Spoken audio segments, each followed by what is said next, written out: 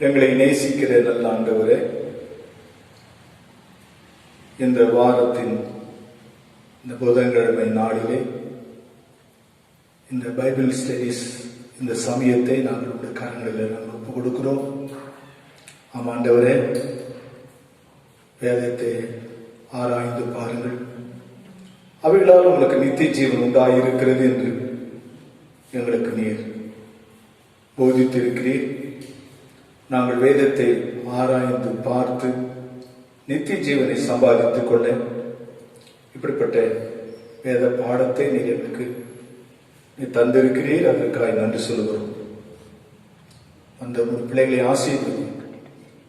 இந்த சத்தியத்தை கேட்கிற அந்த பிள்ளைகளுக்கு ஒரு தெய்வீக உணர்வு மட்டுமல்ல, ஒரு எழுப்புதலை கர்த்தரை உண்டாக்கி தரும்படி இந்த நாளில் நாங்கள் ஜெபிக்கிறோம். கர்த்தரோடு இருக்கிற உறவு அதிகமாக்கிக் கொள்ள, அர்ப்பணிக்க, தெய்வத்தை தேட இந்த நேரங்களை நீர் எங்களுக்கு கிருபையாய் தந்தீர். அதற்காக நன்றி சொல்கிறோம். தொடர்ந்து ஆசீர்வதி, பொறுப்பேற்று நடத்தும். இயேசுவின் வல்லமுள்ள நாமத்தில் வேண்டிக் கொள்கிறோம் பிதாவே, ஆமென். பரலோகமே உம்மை துதிப்பதா, கர்த்தாவே அங்கே வாழ்கிறீர். உம் ஆலயத்தில் உம்மை துதிக்கிறோ, கர்த்தாவே எழுந்தருளும். பரலோகமே உம்மை துதிப்பதா, கர்த்தாவே அங்கே வாழ்கிறீர். உம் ஆலயத்தில் உம்மை துதிக்கிறோ, கர்த்தாவே எழுந்தருளும். துதிக்கிறோ துதிக்கிறோ, ஒன்றாக கூடி துதிக்கிறோ. அல்லேலூயா, துதிக்கிறோ துதிக்கிறோ, ஒன்றாக கூடி துதிக்கிறோ. பரலோகமே உம்மை துதிப்பதா, கர்த்தாவே அங்கே வாழ்கிறீர். உம் ஆலயத்தில் உம்மை துதிக்கிறோ, கர்த்தாவே எழுந்தருளும். உந்தன் நாமம் உயர்த்தும் இடத்தில் அங்கே வாசம் செய்வீர்.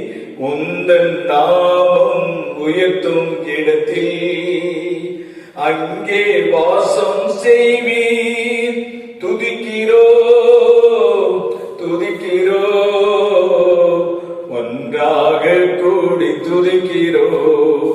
அல்லேலூயா, துதிக்கிறோ துதிக்கிறோ, ஒன்றாக கூடி துதிக்கிறோ. பரலோகமே உம்மை துதிப்பதா, கர்த்தாவே அங்கே வாழ்கிறீர். உம் ஆலயத்தில் உம்மை துதிக்கிறோ, கர்த்தாவே எழுந்தருளும். உம்மை போல் ஒரு தெய்வம் இல்ல, சர்வ சிருஷ்டிகரே. உம்மை போல் ஒரு தெய்வம் இல்ல, சர்வ சிருஷ்டிகரே. துதிக்கிறோ துதிக்கிறோ, ஒன்றாக கூடி துதிக்கிறோ. அல்லேலூயா, துதிக்கிறோ துதிக்கிறோ, ஒன்றாக கூடி துதிக்கிறோ.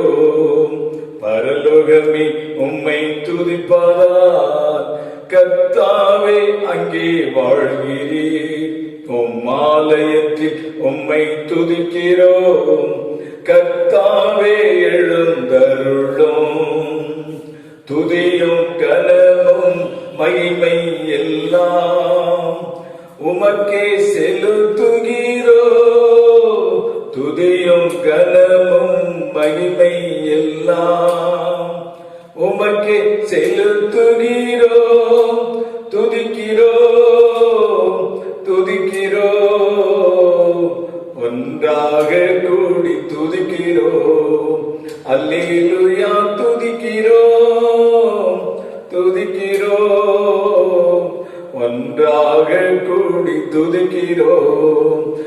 உலகமே உம்மை துதிப்பதா, கர்த்தாவே அங்கே வாழ்கிறீர்.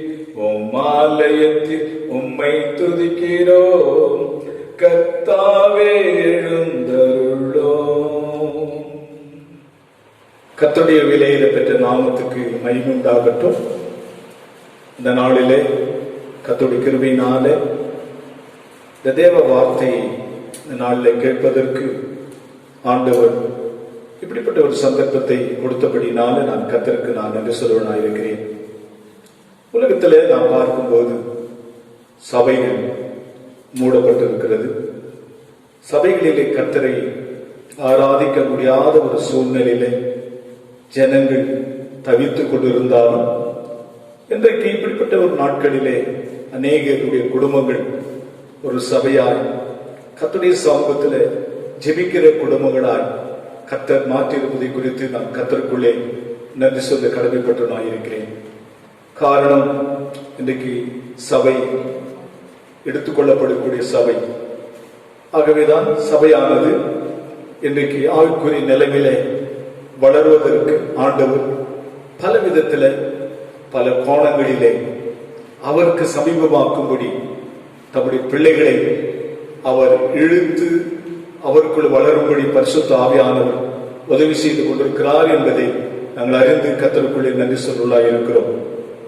வேதத்தில் வசனத்தை நாம் வாசிக்கலாம். எபிரேயர் 10ஆம் அதிகாரம் 24ஆம் வசனம் 25ஆம் வசனம் சொல்லுகிறது, மேலும் அன்புக்கும் நற்கிரியைகளுக்கும் நாம் ஏவப்படும்படி ஒருவரை ஒருவர் கவனித்து சபை கூடி வருதலை சிலர் விட்டு விடுகிறது போல நாமும் விட்டுவிடாமல் ஒருவருக்கொரு புத்தி சொல்ல கடவோம். நாளானது சமீபித்து வருகிறதை எவ்வளவாய் பார்க்கிறீர்களோ அவ்வளவாய் புத்தி சொல்ல வேண்டும் என்று சொல்லி எபிரேயர் நமக்கு மிகவும் விவரமாய் நமக்கு அறிவிக்கிறதை நாம் இந்த நாட்களில் வேதத்தை நாம் கவனிக்கிறோம். கர்த்தருடைய நாமத்துக்கு மகிமை உண்டாகட்டும். இந்த வேத வசனத்தை நாம் சற்று கவனித்து நாம் பார்க்கும்போது அன்புக்கும் நற்கிரிகளுக்கும் நாம் ஏவப்படும் ஒருவர் ஒருவர் கவனிக்க வேண்டும். கர்த்தருடைய நாமத்துக்கு மகிமை உண்டாகட்டும். மனித ஜீவியத்தில் கர்த்தரை தேடுகிற ஒரு அனுபவம் குறைப்படும் போது, ஜெபிக்கிற அனுபவம் குறைப்படும் போது, சபையை தேடுகிற அனுபவம் குறைப்படும் போது கர்த்தருடைய அன்பிலே நாம் குறையப்பட்டவர்களாய் மாறுகிறோம். கர்த்தருடைய அன்பிலே நாம் ஒரு பின்மாற்றத்துக்குள்ள நிலைக்குள்ளே மாறுவர்களாய் இருக்கிறோம். ஆகவேதான் நமக்கு ஒரு எச்சரிப்பாக இன்றைக்கு இந்த வேதவசனம் நமக்கு சொல்லுகிறதை நாம் கவனிக்கிறோம். என்ன சொல்லப்படுகிறது? அன்புக்கும் நற்கிரிகளுக்கும் நாம் ஏவப்படும்படி, ஒருவர் ஒரு உற்சாகப்படுத்தும்படி, நமக்குள்ளே ஒரு ஆண்டவருடைய அன்பை அல்லது நம்முடைய நன்மையை செய்யக்கூடியவர்களாய் மாறும்படி நமக்குள்ளே ஒரு ஏவுதலை நாம் உருவாக்கி கொள்ள வேண்டியது அவசியமாயிருக்கிறது. பரிசுத்த ஆவியானவர் ஒரு மனுஷனுக்குள் வரும்போது அவர் நம்மை இப்படியெல்லாம் நாம் நன்மை செய்ய வேண்டும் என்று சொல்லி நமக்கு போதிக்கப்படும் போது ஒரு சில நேரங்களிலே சத்துவானவனு கூட நன்மை செய்கிறதுனால நமக்கு என்ன உண்டு என்று சொல்லி ஒரு விதத்தில் நன்மை செய்யக்கூடாத படிக்கும் ஒரு விதமான போராட்டத்தை மனுஷனுக்குள்ளே கொண்டு வருகிறது நாம் இந்த நாட்களில் பார்க்கிறோம். ஆகவேதான் இப்படிப்பட்ட ஒரு போராட்டத்துக்குள்ளே ஒரு ஆவிக்குரிய மனுஷன் விழுந்து போகக்கூடாத படிக்கு ஆண்டவர் என்ன சொல்றாருன்னா, சபையை நீங்கள் கூடி வரும்போது ஒருவருக்கு ஒரு புத்தி சொல்கிற விஷயத்தில் நாம் உணரும் போது நமக்குள்ளே தேவ அன்பும் நன்மை செய்யக்கூடிய அந்த உணர்வும் தேவ வார்த்தையினாலே நாம் ஒருவருக்கு ஒரு ஏவப்படும் போது நிச்சயமாய் கர்த்தருடைய உறவும் தெய்வீக பிரசன்னமும் தேவ சித்தமும் நம்முடைய வாழ்க்கையில உருவாவதற்கு சபையானது கர்த்தர் இந்த நாட்களிலே வைத்திருக்கிறார் என்பதை நாம் அறிந்திருக்கிறோம். கர்த்தருடைய நாமத்துக்கு மகிமை உண்டாகட்டும். ஆகவேதான் அவர் சொல்றாரு, சபை கூடி வருதலை சிலர் விட்டு விடுகிறது போல நாமும் விட்டு விடாமல் ஒருவருக்கு ஒரு புத்தி சொல்ல கடவோம். ஆம், இன்றைக்கு நமக்கு தெய்வீக ஆலோசனை அவசியம். அதாவது புத்தி இல்லாத இடத்துல, அதாவது ஒரு மனுஷனுடைய வாழ்க்கையில எங்கே புத்தி சொல்லவில்லையோ அங்கு ஜனங்கள் விழுந்து போகிற நிலைமையில் இருக்கிறதை நாம் பார்க்கிறோம். ஆம், இன்றைக்கு நாம் அப்படி கர்த்தருடைய ஆலோசனைகள் இல்லாத இடத்துல ஜனங்கள் சீர்கட்டு போகிறார்கள். ஆகவே கர்த்தருடைய ஆலோசனை எங்கே உண்டோ, கர்த்தருடைய ஆலோசனை வேண்டும் என்று சொல்லி ஜனங்கள் அவளோடு கர்த்தரை தேடி வருகிறார்களோ அங்கு உண்மையாய் நாம் பார்க்கும்போது ஜனங்கள் சீர்கெட்டு போகாதபடிக்கு ஒரு தெய்வீக வழியிலே வருவதற்கு பரிசுத்த ஆவியானவர் உதவி செய்கிறார். கர்த்தருடைய நாமத்துக்கு மகிமை உண்டாகட்டும். இந்த வார்த்தையை கேட்டுக்கொண்டிருக்கிற அருமையான தேவ பிள்ளைகளே, நம்முடைய வாழ்க்கையில உண்மையாய் நாம் அப்படி சபை கூடு வருகிறதிலையும் நாம் கர்த்தருடைய ஆலோசனைகளை கேட்கிற விஷயத்திலும் நாம் என்ன செய்ய வேண்டும் என்று சொல்லி பார்க்கும்போது நாம் அதாவது புத்தி சொல்லுகிறதை ஆவலோடு நாம் எதிர்பார்க்க வேண்டியவர்களாக இருக்கிறோம். அங்கே வசனத்தை நாம் கவனிக்கும் போது அங்க என்ன சொல்கிறோம், நாளானது சமீபித்திருக்கிறது எவ்வளவாய் பார்க்கிறீர்களோ அவ்வளவாய் நாம் ஒருவருக்கு ஒரு புத்தி சொல்ல வேண்டும் என்று சொல்லப்பட்டிருக்கிறது. நாளானது சமீபித்திருக்கிறது. உலகத்தில் நடக்கிற சம்பவங்களை நாம் பார்க்கும்போது நாள் சமீபித்திருக்கிறது. வருகை இன்றைக்கு மிகவும் சமீபித்திருக்கிறது. மனுஷன் யோசிக்க முடியாத அளவுக்கு இன்றைக்கு பெரிய பெரிய ஞானிகளும் பெரிய பெரிய அறிவாளிகளும் இன்றைக்கு யோசிக்க முடியாத அளவுக்கு இன்றைக்கு உலகமானது ஓடிக்கொண்டிருக்கும் போது நாம் என்ன யோசிக்க வேண்டும் என்று யோசிக்க போகும்போது நாளானது சமீபித்திருக்கிறதை நாம் எவ்வளவாய் பார்க்கிறோமோ அவ்வளவாய் நாம் ஒருவர் சபை கூடி வருவதில் விடாம புத்தி சொல்லுகிறதிலே புத்தி கேட்கிறதிலே நாம் அவர்களுள்ளவாய் இருக்க வேண்டும் என்று சொல்லி வேதம் நமக்கு சொல்லப்படுகிறது. ஏன் நமக்கு புத்தி சொல்ல வேண்டும்? இயேசுவ கிறிஸ்துவானவர் காலங்களிலே நாம் யோசித்து பார்க்கும்போது இயேசுவானவர் தன் ஊழியம் செய்து கொண்டிருந்த நாட்களிலே, அற்புதங்கள் செய்து கொண்டிருந்த நாட்களிலே இயேசுவானவரை ஜனங்கள் தேடி வரும்போது அவர் அதிகமாய் ஜனங்களே சீர்கட்டு போகக்கூடாதபடிக்கு அவர் எதை எதிர்பார்த்தார் என்று சொல்லி வேதத்தை நாம் கொஞ்சம் கவனமாய் பார்க்கும்போது மத்தேயு 9ஆம் அதிகாரம் 36ஆம் வசனத்தை வாசிக்கும் போது ஜனங்கள் அதிகமான ஜனங்கள் அவரை தேடி வரும்போது அவர்களுக்கு என்ன தேவை என்று இயேசு அறிந்து அவர் சொல்றார், மேய்ப்பன் இல்லாத ஆடுகள் தொய்ந்து போவது போல சிதறப்பட்டுள்ளாய் இருந்தபடினால் அவர்கள் மேல் மனதுருகி என்று சொல்லி இயேசுவானவர் அங்கே சொல்லுகிறதை நாம் கவனிக்கிறோம். மத்திய 9:36 மேய்ப்பன் இல்லாத ஆடுகள் தோய்ந்து போவார்கள். எப்போது மேய்ப்பனுக்கு ஆடுகள் இல்லையோ ஆடுகள் தோய்ந்து போகிறதா இருக்கிறது. அது மட்டுமல்ல, அவர்கள் சிதறப்பட்டு போவார்கள் இருக்கிறபடினா அவர்கள் மேல் இயேசு மனதுருகி. ஆம், அப்படியானால் மேய்ப்பன் தேவை என்பதை இயேசு அறிந்திருக்கிறார். மனிதன் சோர்ந்து போகாமல் மனிதனுடைய வாழ்க்கையில அதாவது கர்த்தரை பின்பற்றுகிற விஷயத்துல சிதறி போகாம மனுஷன் வாழ்வதற்கு ஆண்டவர் ஒரு மேய்ப்பன் தேவை என்று சொல்லப்பட்டிருக்கிறது. மேய்ப்பன் எங்கே இருப்பார் என்று சொன்னால் ஆடுகள் மத்தியில். ஆடுகளுடைய சத்தத்தை மேய்ப்பன் கேட்கிறவனாயிருக்க ஆடுகள் மேய்ப்பனுடைய சத்தத்தை கேட்கும்.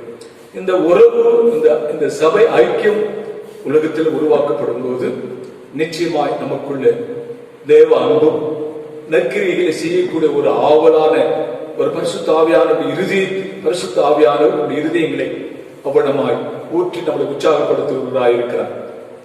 அதே விஷயத்துல நாம் இன்னொரு வசனத்தை நாம் கவனிச்சு படிக்கும்போது மார்க்கு 6ஆம் அதிகாரம் 34ஆம் வசனத்தை நாம் வாசிக்கும் போது அநேக ஜனங்கள் கண்டு ஆண்டவரை பின்பற்றி வருகிற அநேக ஜனங்களை அவர்கள் கண்டு மேய்ப்பில்லாத ஆடுகளைப் போல் இருக்கிறபடினால் அவர்கள் மேல் மனதுருகி உபதேசம் பண்ணினார் என்று சொல்லி பார்க்கிறோம். மேலே மத்தேயுல வாசித்தோம். மார்க்கில் அவர் என்ன சொல்றாருன்னா, உபதேசம் அவசியம். ஒரு மனுஷனுடைய வாழ்க்கையில மேய்ப்பில்லாத ஆடுகள் இருக்கிறபடினால் அவர்கள் மேலே மனதுருகி அவர்களுக்கு அவர் உபதேசம் பண்ணினார், அவருக்கு சத்தியத்தை போதித்தார் என்று சொல்லி வாசிக்கிறோம். ஆம், ஏன்னா காலம் அந்த வசனத்தை வாசிக்கும் போது ஒருவருக்கு ஏன் புத்தி சொல்லணும்னா, நாளானது சமீபித்து இருக்கிறதை நீங்கள் எவ்வளவாய் பார்க்கிறீர்களோ அவ்வளவாய் ஒருவருக்கு ஒருவர் புத்தி சொல்ல வேண்டும் என்று சொல்லி பார்க்கணும். நாம் அவருடைய வருகையை நாம் கொஞ்சம் வேதத்துல கவனிக்கும் போது பிலிப்பியர் 4ஆம் அதிகாரம் 5ஆம் வசனத்தை நாம் வாசிக்கும் போது கர்த்தர் சமீபமாய் இருக்கிறார். நடக்கிற சம்பவங்களை நாம் பார்க்கும்போது நம்முடைய வாழ்க்கையில எப்பவுமே நடக்காத சம்பவங்களை நாம் இந்த நாட்களில் பார்த்து கொண்டிருக்கிறோம். ஒரு பயங்கரமான மனிதனுடைய வாழ்க்கையில ஒரு பயங்கரமான சூழ்நிலைகளை நாம் பார்த்து கொண்டிருக்கிறோம்.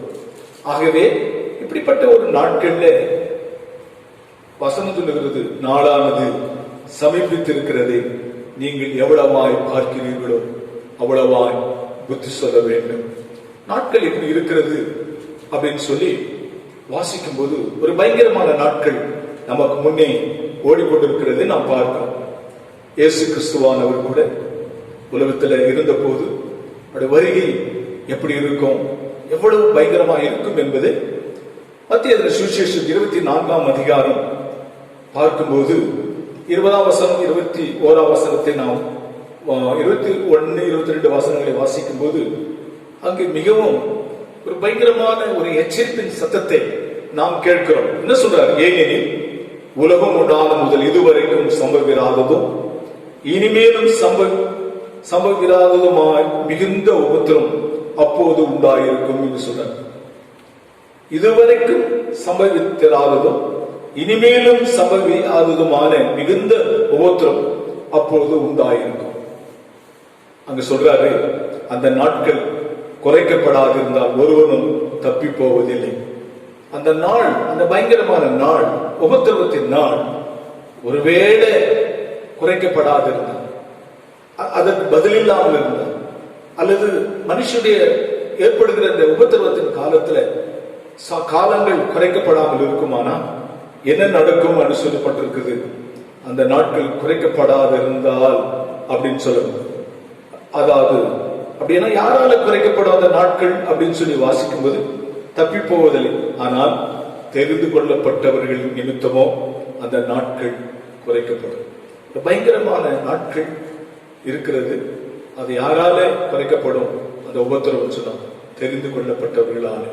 இயேசுவை தெரிந்து கொண்டிருக்கிற பிள்ளைகள் கர்த்தரை நோக்கி இந்த நாட்களில் நாம் ஜெபிக்கும் போது ஆண்டவர் நம்முடைய ஜெபத்தை கேட்டு எப்படிப்பட்ட ஒரு சூழ்நிலைகளிலே உலகம் ஓடிக்கொண்டிருந்தாலும் அவர்களிலே கர்த்தர் நம் ஜெபத்தை கேட்டு அவர்களாலே அந்த நாள் குறைக்கப்படும் என்று சொல்லி இயேசுவானவர் சொல்லுகிறதை பார்க்கிறோம். ஆனால் காலம் சமீபித்திருக்கிறது, கர்த்தருடைய நாள் சமீபித்திருக்கிறது என்பதை நாம் பார்க்கிறோம்.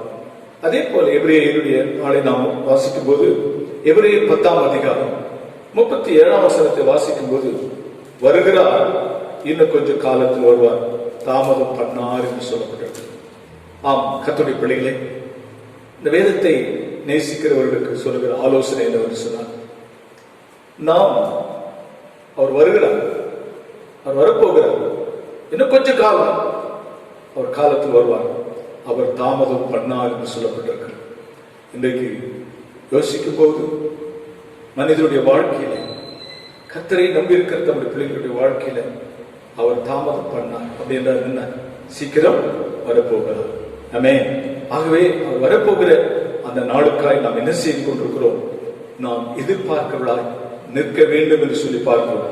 வெளிப்படுத்தல் 3ஆம் அதிகாரம் 11ஆம் வசனத்தை வாசிக்கும் போது அங்கு அவர் சொல்றார், இதோ சீக்கிரமாய் வருகிறேன், ஒருவரும் உன் கிரீடத்தை எடுத்துக் கொள்ளப்படாதபடி உனக்குள்ளதை பற்றி கொண்டு என்று சொல்றார். ஆம், இயேசு கிறிஸ்துவானவர் சீக்கிரமாய் வருகிறேன் என்று சொல்றார். ஒருவனும் உன் கிரீடத்தை எடுத்துக் கொள்ளப்படாதபடிக்கு உனக்குள்ளதை நீ கட்டியாய் பிடித்துக் கொண்டு என்று சொல்ற. ஆம், இன்றைக்கு அருமையான தேவ பிள்ளைகளே, நம்முடைய வாழ்க்கையில இயேசுவானவர் வர இருக்கிறார், சீக்கிரமாக வரப்போகிறார், சபைக்காய் வரப்போகிறார், மனவாட்டிக்காய் அவர் வரப்போகிறார். ஆயத்தமாய் இருக்கிற தமிழ் பிள்ளைகளை ஒரு எடுத்துக்கொள்ள சீக்கிரமாய் வரப்போகிறார்.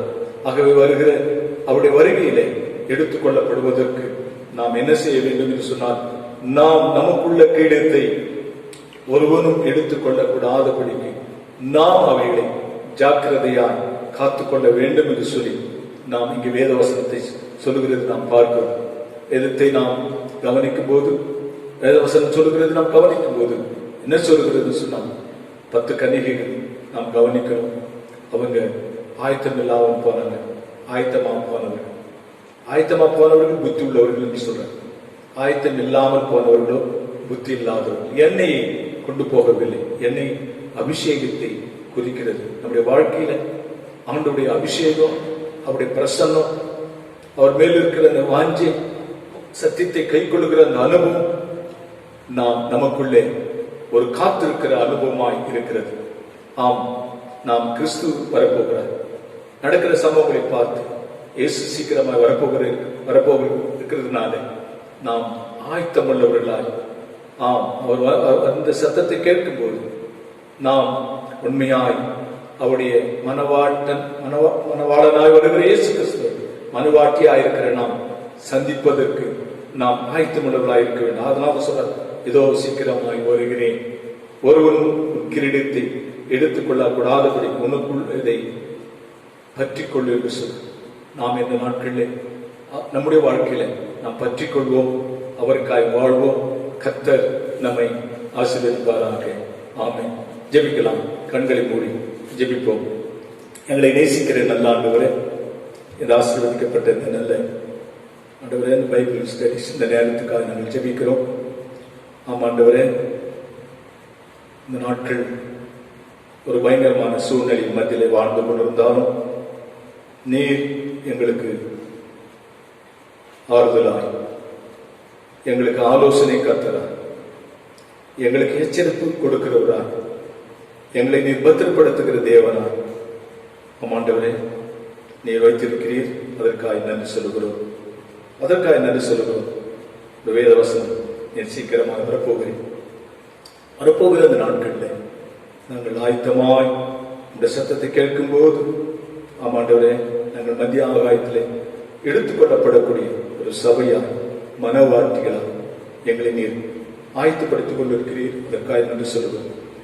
இப்படிப்பட்டதான ஒரு பயங்கரமான கொரோனா வைரஸ் வியாதியின் மத்தியில ஆண்டவரே எல்லாம் மூடப்பட்டிருக்கும் போது, லாக்டவுன் செய்யப்பட்டிருக்கிறது பயங்கரமான சூழ்நிலையில் இன்றைக்கு என்ன செய்வது என்று சொல்லி யோசிக்காம கர்த்தரை தேடுகிற தம்முடைய பிள்ளைகளுக்கு கொடுத்திருக்கிற ஒரு பெரிதான ஆறுதலுக்காக நன்றி சொல்கிறோம். ஜெபத்தினாலே ஒவ்வொரு குடும்பங்களையும் நீ தைரியப்படுத்தி, நீ போஷித்து, நீ அற்புதமாய் நீ வழிநடத்தி வருவதற்காக நாங்கள் நன்றி சொல்லுகிறோம். ஆண்டவரே ஸ்தோத்திரிக்கிறோம். ஆமா ஆண்டவரே, இந்த இப்படிப்பட்ட ஒரு சூழ்நிலையிலே நாங்கள் உங்களோடு நெருங்கி இருக்கிற ஒரு தெய்வீக உறவை நீர் எங்களுக்கு தந்திருக்கிறீர். அதற்காக நன்றி சொல்லுகிறோம். ஒவ்வொரு குடும்பங்களையும் பிள்ளைகளை ஆசீர்வதி, போக்குவரத்தை ஆசீர்வதி, ஆரோக்கியத்தை கூட கர்த்தர் காக்கும்படி ஜெபிக்கிறோம். தூய கரங்களிலே ஒப்புக் கொடுக்கிறோம். கர்த்தர் மகிமைப்படும் இயேசுவின் வல்லமுள்ள நாமத்தில் வேண்டிக் கொள்கிறோம் பிதாவே. ஆமென். என் ஆத்துமாவே கர்த்தரை ஸ்தோத்திரி, என் உள்ளமே பரிசுத்த நாமத்தை ஸ்தோத்திரி, என் ஆத்துமாவே கர்த்தரை ஸ்தோத்திரி. கர்த்தர் செய்த சர்வ உபகாரங்களை மறவாதே.